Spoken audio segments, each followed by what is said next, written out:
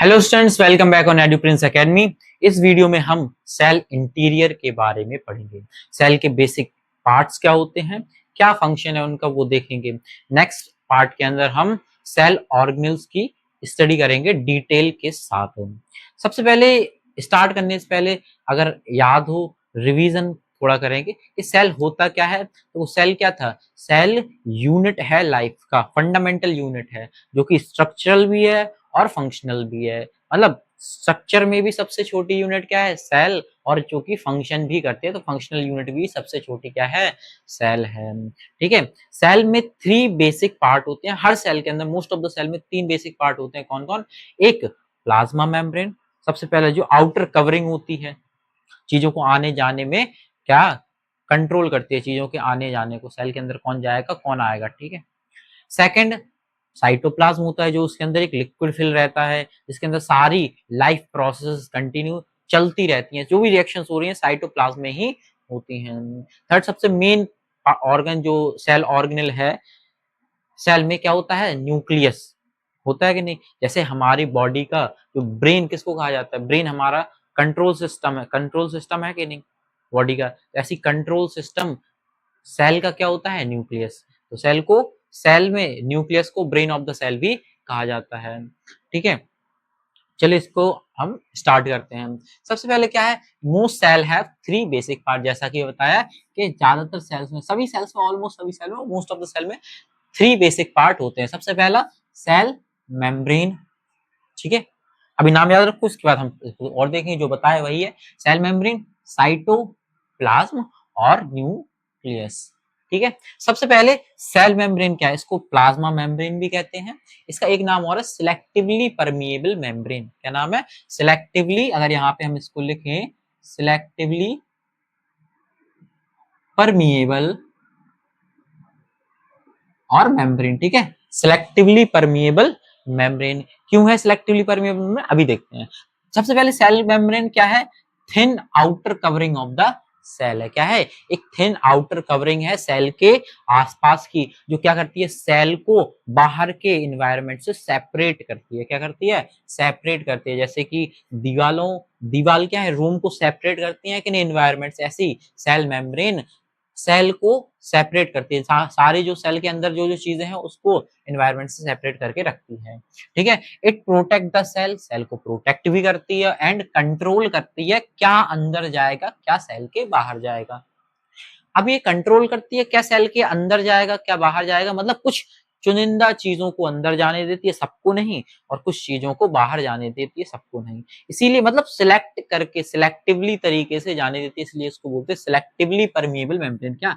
Selectively, selectively चीजों को जाने देती, परमिशन देती है, permeable membrane, selectively permeable membrane. इसका दूसरा नाम भी क्या है? Semi permeable membrane. क्या है? Semi permeable membrane. सेमी मतलब वही आधा। ठीक है। कुछ चीजों को जाने देती है, कुछ को नहीं जाने देती है। सिलेक्टिवली कह सकते हैं, या फिर हम सेमी परमिएबल इसको मेम्ब्रेन भी कहते हैं। क्या कहते हैं? Semi permeable membrane. पोर्स होते हैं इसमें, क्या होते हैं? पोर्स होते हैं, छोटे छोटे होल्स होते हैं। ठीक है। जिसकी वजह से चीजें अंदर बाहर जा सकती हैं ऑस्मोसिस के थ्रू। किसके थ्रू? ऑस्मोसिस के थ्रू। ऑस्मोसिस याद होगा ना, क्या होता है? पानी का हायर कंसंट्रेशन से लोअर कंसंट्रेशन में जाना ऑस्मोसिस कहलाता है। जस्ट डिफ्यूजन अगर याद हो तो, डिफ्यूजन क्या होता है? किसी भी सब्सटेंस का हायर कंसंट्रेशन से लोअर कंसंट्रेशन में जाना डिफ्यूजन कहलाता है। बट वाटर के केस में इसको ऑस्मोसिस कहते हैं। क्या कहते हैं? ऑस्मोसिस कहते हैं। मतलब सभी चीजों का हायर कंसंट्रेशन से लोअर कंसंट्रेशन में जाना डिफ्यूजन कहलाता है। बस वाटर के लिए इसको दूसरा नाम दिया गया है, क्या? ऑस्मोसिस। ठीक है। तो लीव्स द सेल। समझ में आया? Cell membrane. ठीक है। फंक्शन क्या है? सेकंड है साइटोप्लाज्म। क्या है? साइटोप्लाज्म। साइटोप्लाज्म क्या? एक जेली लिक्विड जो सेल के अंदर फिल रहता है। A jelly like substance inside the cell. Cell के अंदर जो पाया जाता है जेली लाइक सब्सटेंस, जो कि it contain the cell organelle, जिसके अंदर सारे सेल ऑर्गेनल प्रेजेंट होते हैं, और सारी जो रिएक्शंस हैं is where most life process take place, जहां ज्यादातर most of the life process चलती रहती हैं। कहाँ? साइटोप्लाज्म में ही चलती हैं। कहाँ चलती हैं? साइटोप्लाज्म में ही चलती हैं सारी most of the life processes. ठीक है। ओके। ठीक है। देखो यहाँ एक चीज सेल मेम्ब्रेन के बारे में हम थोड़ा बता दें। Cell membrane protein and lipids से बना हुआ होता है। किससे? प्रोटीन एंड लिपिड से बना हुआ होता है, ठीक है। और इसकी स्टडी करने के लिए एक मॉडल यूज किया जाता है जिसको बोलते हैं फ्लूइड मोज़ेक मॉडल। क्या बोलते हैं? फ्लूइड मोज़ेक मॉडल, ठीक है। फ्लूइड मोज़ेक मॉडल कहते हैं, ठीक है, क्योंकि मोज़ेक की तरह, बैब की तरह स्ट्रक्चर उसका रहता है, ठीक है। ओके, अगला है न्यूक्लियस। क्या है न्यूक्लियस? कंट्रोल सेंटर है सेल का, the control centre of the cell. कैसे? क्योंकि इसके अंदर जेनेटिक मटेरियल होता है, जिसमें डीएनए जेनेटिक मटेरियल होता है, डीएनए इसी के अंदर तो पाया जाता है। न्यूक्लियस के अंदर क्रोमैटिन मटेरियल होता है, क्रोमोसोम्स पाए जाते हैं, जिसके अंदर डीएनए होता है। क्या होता है? डीएनए होता है, जो कि कंट्रोल करता है सारी एक्टिविटीज को सेल के। न्यूक्लियस सेल के अंदर होने वाली सारी एक्टिविटीज को कंट्रोल करता है। कौन कंट्रोल करता है सेल के अंदर होने वाली सारी एक्टिविटीज को? न्यूक्लियस करता है। कौन करता है? न्यूक्लियस करता है। ये तो थ्री बेसिक पार्ट हैं जो सारे ही सेल में, लगभग लगभग सारे सेल में पाए जाते हैं। इसके अलावा in addition to the nucleus cytoplasm और इनके अलावा भी जो सेल है उसमें कई ऑर्गेनेल पाए जाते हैं, जिनको हम ऑर्गेनेल कहते हैं। कई सब सेलुलर चीजें हैं, कंपोनेंट पाई जाती हैं, जिसको हम ऑर्गेनेल कहते हैं। जैसे कि अभी हम आगे भी पढ़ेंगे, जैसे एंडोप्लाज्मिक रेटिकुलम हो गया, राइबोसोम्स हो गए, लाइसोसोम्स हो गए, वैक्यूल हो गया, माइटोकॉन्ड्रिया हो गया, क्लोरोप्लास्ट हो गए, ठीक है। ये सारी चीजें होती हैं, इनके हम स्ट्रक्चर को, फंक्शन को, सबको देखेंगे, ठीक है, बारी बारी से। ओके, चलो। अब सेल दो टाइप के होते हैं। जब शुरुआत हुई, इनिशियली जब सेल बना, इनिशियली बना मतलब बहुत पुराना सेल, बेसिक होगा। क्या होगा? बिल्कुल बेसिक होगा। उसको नाम दिया प्रोकार्योटिक सेल। मतलब ऐसे सेल, प्रो का मतलब होता है एकदम बेसिक, प्रिमिटिव। क्या होता है? प्रो का मतलब प्रिमिटिव। जैसे यहाँ पे हम लिखे दे रहे हैं, प्रो का मतलब क्या होता है? प्रिमिटिव।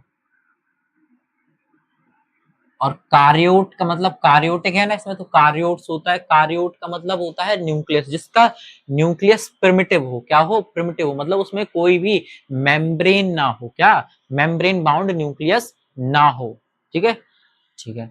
क्या है प्रोकार्योटिक सेल? सेल दो टाइप के, प्रोकार्योटिक एंड यूकार्योटिक। प्रो मतलब प्रिमिटिव, बेसिक, तो बेसिक सेल, और यू मतलब एडवांस, तो एडवांस सेल। होते क्या है, क्या डिफरेंस है, इनमें देखते हैं, चलो देखो। प्रोकार्योटिक सेल क्या है? The cell which lack a well defined nucleus.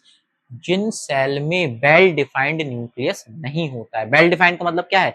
ऐसा न्यूक्लियस जिसके पास मेम्ब्रेन नहीं होती है। क्या नहीं होती है? मेम्ब्रेन नहीं होती है। जैसे कि अगर हमारा सेल ही हो जिसमें मेम्ब्रेन ना हो, तो क्या फैल जाएगा कि नहीं सेल?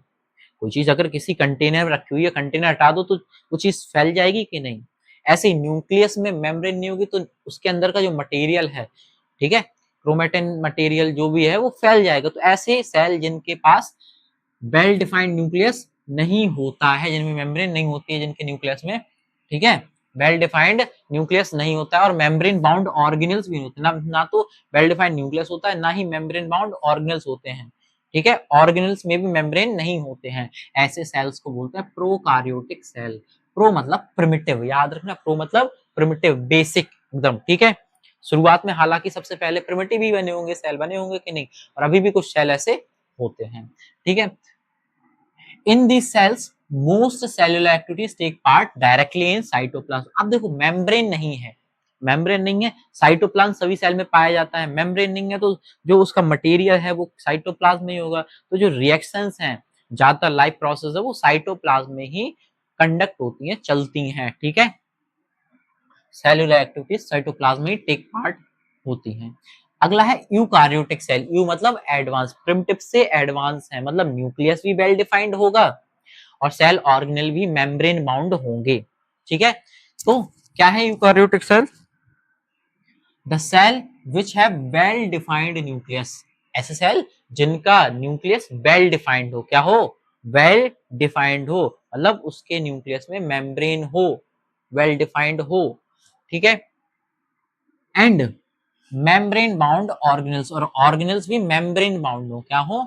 मेम्ब्रेन बाउंड ऑर्गेनेल्स भी हो, ऑर्गेनेल्स के पास भी मेम्ब्रेन हो, ठीक है। Such cell are called eukaryotic cell, ऐसे सेल को क्या बोलेंगे, यूकार्योटिक सेल। दोनों में डिफरेंस देख लो, प्रोकार्योटिक यूकार्योटिक में क्या है, प्रिमिटिव न्यूक्लियस, प्रो मतलब प्रिमिटिव, तो प्रिमिटिव न्यूक्लियस होता है, मेम्ब्रेन बाउंड न्यूक्लियस नहीं होता है, न्यूक्लियस के पास भी मेम्ब्रेन नहीं होती, एकदम बेसिक न्यूक्लियस होता है, ठीक है, बेसिक न्यूक्लियस होता है। यू मतलब एडवांस, तो एडवांस न्यूक्लियस होता है, मेम्ब्रेन बाउंड प्रॉपरली अच्छे से होगा, ठीक है। जो प्रोकार्योटिक सेल होते हैं वो उनका डायमीटर लगभग 1 to 10 नैनोमीटर के बराबर होता है, जनरली छोटे होते हैं, यूकार्योटिक से छोटे होते हैं, तो इनका डायमीटर लगभग 1 to 10 माइक्रोमीटर होता है, जबकि यूकार्योटिक सेल का डायमीटर 10 to 100 माइक्रोमीटर होता है, ठीक है। प्रोकार्योटिक सेल यूजुअली यूनिसेलुलर होते हैं, कैसे होते हैं, यूनिसेलुलर होते हैं, यूनिसेलुलर का मतलब पता है ना, जो जिसमें एक सेल हो सिर्फ, ठीक है, वो यूनिसेलुलर कहलाता है। जबकि यूकार्योटिक सेल यूनिसेलुलर भी हो सकता है और मल्टी सेलुलर भी होते हैं, ठीक है, यूनिसेलुलर भी और मल्टी सेलुलर भी हो सकते हैं, ठीक है, ओके। अब prokaryotic cell membrane bound organelle absent होते हैं, मेम्ब्रेन बाउंड ऑर्गेनेल नहीं होते हैं, प्रोकार्योटिक सेल में मेम्ब्रेन बाउंड ऑर्गेनेल नहीं होते, जो हमने ऊपर पढ़ा वही है, बस और कुछ नहीं है।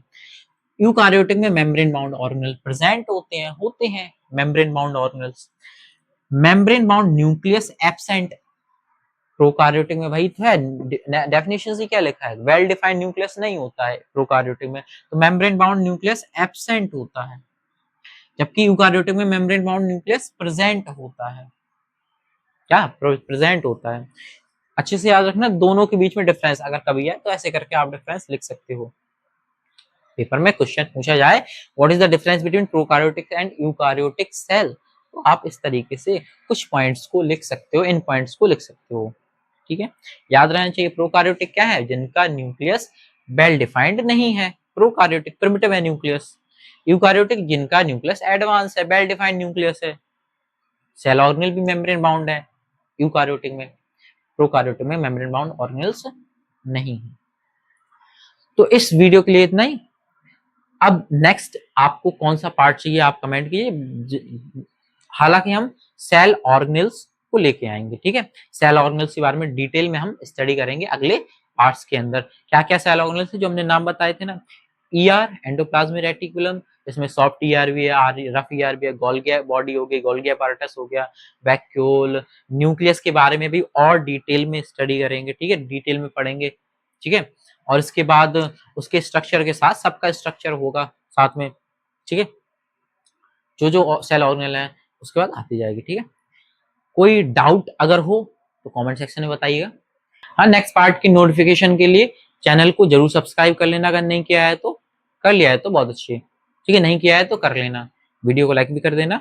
मिलते हैं किसी नए वीडियो के अंदर, तब तक के लिए बाय बाय, जय हिंद।